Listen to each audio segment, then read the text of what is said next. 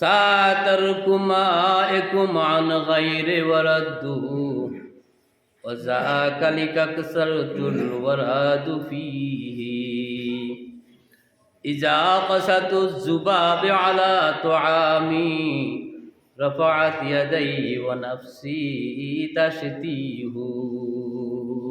একজন বিপদে পড়া মহিলার কবিতা আরবের। ওয়াতাজিবাতিল আসওয়াদু ওয়া দামাউ ইজা কানাল কিলাবু ওয়াল গানফি ওয়ায়ারতাজিউল কারীমু খামিসু বাতনি ওয়ালা ইয়ারতাযু মাসামাতু সাফিহি। একজন জালেম বাদশা ছিলেন। জালেম বাদশা তার বাড়ির ছাদের উপরে যখন উঠলেন, ছাদে উঠে দেখে একটু দূরে একটা মহিলা কাপড় নাড়াইতেছে। বাদীকে জিজ্ঞাসা করলেন ওই মহিলাটাকে। তার হাতের নাড়াচাড়া, তার বাচন ভঙ্গিটা আমার চোখের মধ্যে গেঁথে গেল, ভালো লাগছে। তখন তিনি বললেন আপনার গোলাম রুস্তমের স্ত্রী। তখন তিনি বললেন রুস্তমকে খবর দাও। রুস্তমকে খবর দিলেন, ও রুস্তম, এই চিঠিটা নিয়ে চলে যাও দামেস্কের দিকে। রুস্তম বললেন হঠাৎ করে চিঠি নিয়ে আমাকে যেতে হবে? এই বাদশাহ চিঠিটা পাঠিয়ে দিলেন আর বললেন জবাব নিয়ে আসবে। ওই যুগে নিয়ম হলো চিঠি যিনি নিয়ে আসবেন তিনি 3 দিন পর্যন্ত অপেক্ষা করবেন, থাকবেন মেহমান হিসাবে। তো 3 দিন যদি এখানে থাকতে হয়, পথে একদিন যাইতে একদিন আসতে, বাদশা চিন্তা করলেন 5 দিন, শরীরে জ্বর অসুস্থতা হইলে আরো 2 দিন। জালেম বাদশা রুস্তমকে পাঠিয়ে দিলেন। পাঠিয়ে দেওয়ার পরে রাত যখন গভীর হয়ে গেল, এদিকে রুস্তমের একটা ভুল হয়ে গেছে। সে বাদশার চিঠিটা বাড়িতে নিলেন, বাড়িতে নিয়ে বালিশের নিচে রাইখা ঘুমিয়ে পড়লেন। সকালে ভোরবেলায় উঠে যাবে, ঘোড়া প্রস্তুত আছে। একেবারে মরুভূমির ভিতরে সব কিছু প্রস্তুত, খাওয়া দাওয়া পানি টানি সব কিছু নিয়ে নিলেন। একজন সৈনিকের যা যা দরকার সব কিছু ব্যবস্থা করলেন। ব্যবস্থা করে বাচ্চার ফরমান সিলওয়ালা সিলমোহরওয়ালা চিঠিটা জালিম বাচ্চার হাতে, পরিকল্পিত চিঠি। এই চিঠিতে তার জানও চলে যেতে পারে। চিঠির ভিতরে কি লেখা আছে সে তো জানে না, পড়ার কোনো অনুমতি নাই, এমনভাবে আটকানো আছে যেটা পড়া সম্ভব না। খোলা চিঠি তো বাদশা গ্রহণ করবে না। এক জায়গা থেকে চিঠি আরেক জায়গায় যদি কোনো রকমের বেশকম দেখে গর্দান দিতে হয়, কারণ যদি প্রমাণ হয় যে তুমি মাঝখান থেকে আমাদের সাথে যুদ্ধ লাগাইতে আসছো, এটা তোমারই প্ল্যান, তখন তাকে হত্যা করে দেয়। এজন্য চিঠি খোলা যায় না। আর এমন জায়গায় বাচ্চার সিলমোহর থাকে যেটা খুললে পরে সিলমোহরটা কেটে যায়। এই চিঠিটা বালিশের নিচে রাইখা তিনি ঘুমিয়ে পড়লেন। ঘুমিয়ে সকালবেলা যখন ঘোড়া নিয়ে চলে গেলেন, চিঠিটা রয়ে গেল। তিনি কিন্তু চলে গেলেন, চিঠি নাই। চিঠি চলে গেছে তার বালিশের নিচে, আর তিনি আরবের মরুভূমির পথ ধরে চলে যাচ্ছেন।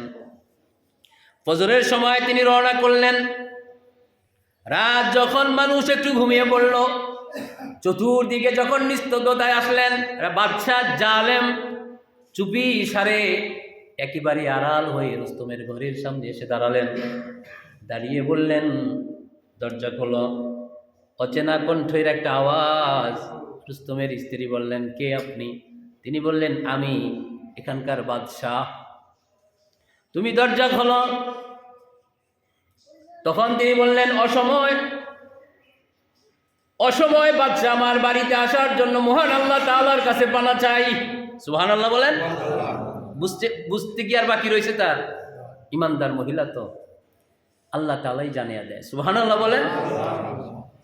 অসময় বাদশা আমার বাড়িতে, এই অসময় আসার জন্য আমি আমার মহান রবের কাছে অসময় বাদশা আসার জন্য পানা চাই রে মালিক, তুমি আমার এই পানা দাও।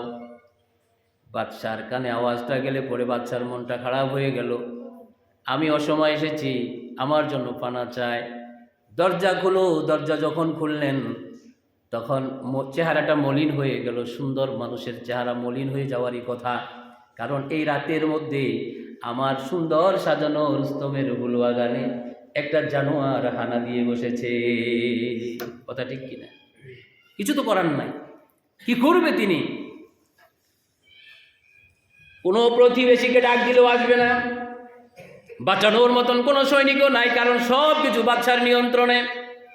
আপনি কথা বললে আয়না ঘরে যেমন যেতে হয়, ওই সময় ও বিপদ ছিল, বাদশার বিরুদ্ধে কথা বলা যায় না। রুস্তম সেখানে পানি খাওয়ার জন্য সন্ধ্যার পরে যখন তিনি তার ঘোড়ার জিঞ্জির খুলে দেখলেন চিঠি নাই, তার মনের মধ্যে আওয়াজ দিল, আয় হায় সর্বনাশ, চিঠি তো নাই। তখন তিনি আবার তার ঘোড়াকে ঘুরিয়ে ফেললেন, বাড়ির দিকে তিনি আসতেছেন। আগে যাওয়ার যেই পথের যে গতি ছিল রুস্তমের গতি এখন কেন জানি দ্বিগুণ বেড়ে গেল। বাড়ি থেকে আসতেছে, বাদশা একেবারে সুন্দর করে চৌকির উপরে বসলেন, বসে রুস্তমের প্রশংসা শুরু করে দিলেন। আমি তাকে সাহায্য করি, আমি তারে ভালোবাসি, আমি তাকে অনেক কিছু দেই, আমি তার সব, আমি তার অভিভাবক। তার একটাই কথা হলো, রুস্তমের স্ত্রী, আমার চাহিদা পূরণ করো, না হয় রুস্তম সহ তোমার গর্দান উড়িয়ে দেব। সব কিছুর মধ্যে বাচ্চার কথার মধ্যে যেন এরকম গন্ধ পাওয়া যায়। কিন্তু যার আল্লাহ আছে তার কোনো সমস্যা নাই, চিন্তা নাই, লা খাউফুন আলাইহিম ওয়ালা হুম ইয়াহজানুন। একটা বাঘ কেন, একটা জালেম বাচ্চা কেন, হাজার জালেম বাচ্চার মধ্যে দিয়ে আল্লাহ তাআলা আল্লাহর বান্দাকে বাঁচিয়ে দেয়। আরো জোরে বল সুবহানাল্লাহ। এবার মহিলাটি কবিতা আবৃত্তি করা শুরু করে দিলেন বাদশার সামনে, একটু অন্য ভঙ্গিতে। কিছু করার নেই, স্বামীও বাড়িতে নেই, বাদশাও জালেম, অনেক লয় লস্কর নিয়ে আছে, গর্দান উড়িয়ে দিবেন। তখন তিনি এই কবিতা পড়তেছেন, তাজাম্বুল আসওয়াদু ওয়াদ-দিমাউ ইযা কানাল কিলাবু ওয়াল গনমু ফি। আশ্চর্যের কথা, আশ্চর্যের কথা, জ্ঞানী মানুষরা জ্ঞান অন্বেষণ করে, আর খারাপ মানুষরা জ্ঞানের গন্ধ বিচরণ করে, সুগন্ধি পায় না খুঁজে। এমন একজন মানুষ আমার বাড়িতে আসছে, আমি তাকে আপ্যায়ন করব এমন কোনো পাত্র নাই। একটা পাত্র আছে, যে পাত্রটার ভিতরে কুকুরে মুখ দিয়েছে, আমি কি পারি সেই কুকুরের মুখ দেওয়া পাত্রতে বাদশাকে খাওয়াইতে পারি কিনা? একটা পাত্র আমার কাছে আছে, আর কিছু নাই। তার মানে আমার একটা জীবন আছে, আর কিছু নয়। আমার একটা পাত্র আছে, মহামানব একজন বাদশা আমার বাড়িতে আসছে, বাদশাকে খাওয়ানোর মতন, আপ্যায়ন করার মতন আমার কাছে কিছু নাই। তবে একটা পাত্র আছে, যে পাত্রটার মধ্যে কুকুরে মুখ দিয়েছে। জ্ঞানী বাদশা, আপনি কি কুকুরে মুখ দেওয়া সেই পাত্রটাকে নিজের পাত্র বানাবেন কিনা? বাদশার মেজাজ খারাপ হয়ে গেল। খারাপ হয়ে যাওয়ার পরে বললেন, আমাকে এতটা নিচে নামালো, আমি তার ভালো উপযুক্ত শাস্তি দেব। রাগ ধরে উঠলেন, অর্থাৎ একটা চিন্তা চেতনা নিয়ে ঢুকছে, এখন মন মেজাজ খারাপ হয়ে গেছে।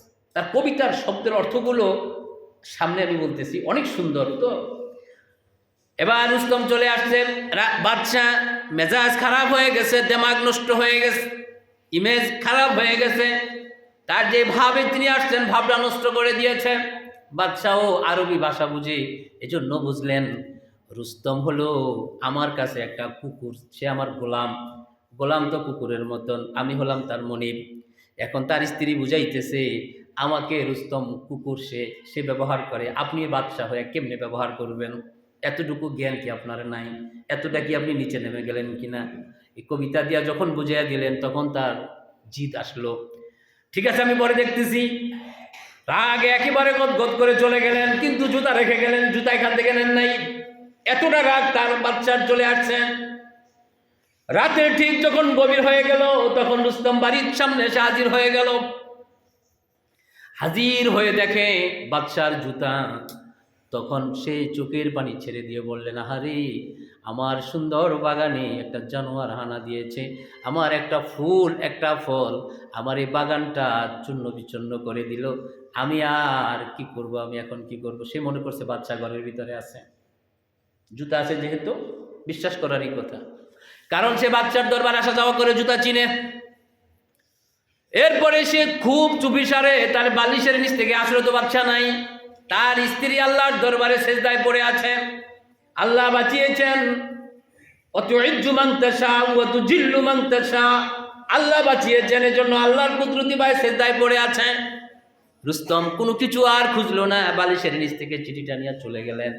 বরাবর 1 সপ্তাহ পরে তিনি বাড়িতে আসলেন। চিঠিটার জবাব ভালোই বাদশার কাছে আসছে, এজন্য বাদশা খুশি হইয়া তারে 1000 স্বর্ণ মুদ্রা দান করেছে।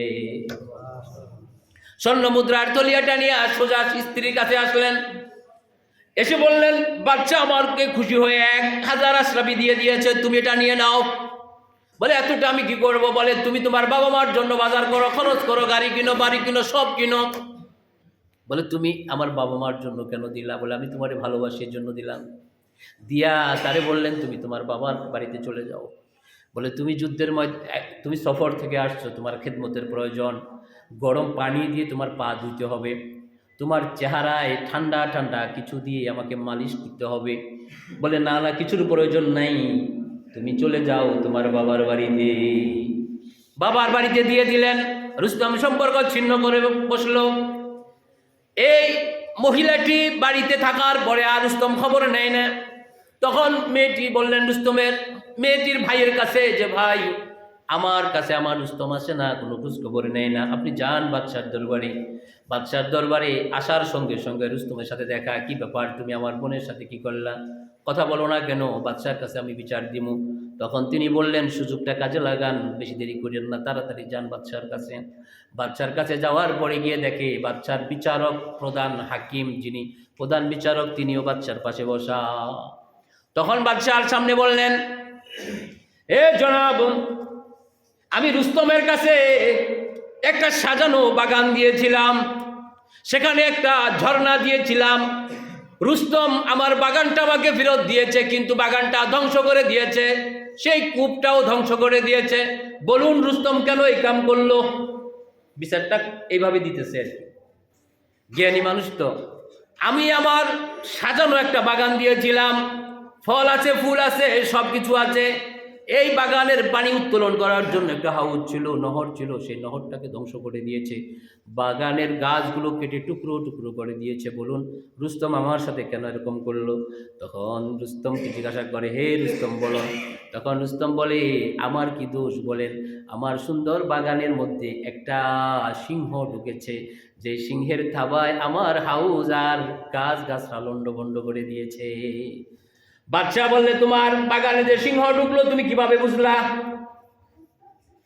বাদশা বললেন, তুমি কিভাবে বুঝলা? তখন তিনি বললেন, হে বাদশা, আমি আবার বাগানের দরজাটা প্রতিদিন সুন্দর করে গেটটা লাগিয়ে দেই, কিন্তু ভুল ক্রমে আমি একদিন লাগানোর পরেও আবার গিয়েছিলাম, সেখানে গিয়ে দেখি সিংহের পায়ের ছাপ আছে, এজন্য সিংহের ভয়ে আমি আমার বাগান ছেড়ে পালিয়ে গেছি। আমি ওই বাগানে সিংহের মর্যাদা দিতে গিয়া জীবনটা শেষ করে দিয়েছি।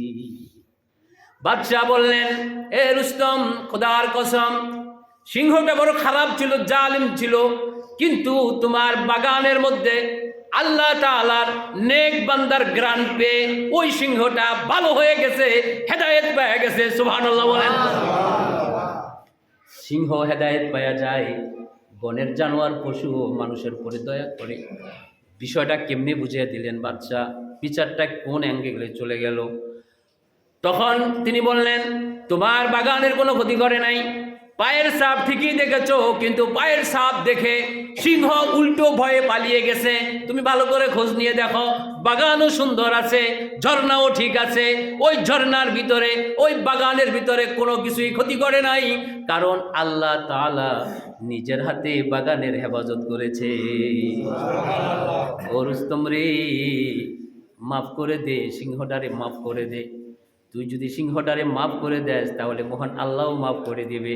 সিংহটা এত ভালো হয়ে গেছে রে রুস্তম, সিংহের থাবা সিংহে ভুলে গেছে, এখন সিংহের তুই যদি থাবা দেস, সব থাবা সিংহে মাথা পেতে নিয়ে যাবে। আল্লাহ তাআলা আমাদেরকে আল্লাহর নৈকট্য লাভ করে আল্লাহর কাছ থেকে জান ও মালের হেফাজত, ইমানের হেফাজত, কবরে হাসরে মিজানের হেফাজত আল্লাহ আমাদেরকে নিজের হাতে দেখ এমন আমল তৈরি করা আল্লাহ আমাদের জন্য সহায় হোক। আল্লাহ আমাদের তৌফিক দেখ। আমরা সবাই জোরে বলি আমিন। যারা সুন্নাত পড়ে গেছে।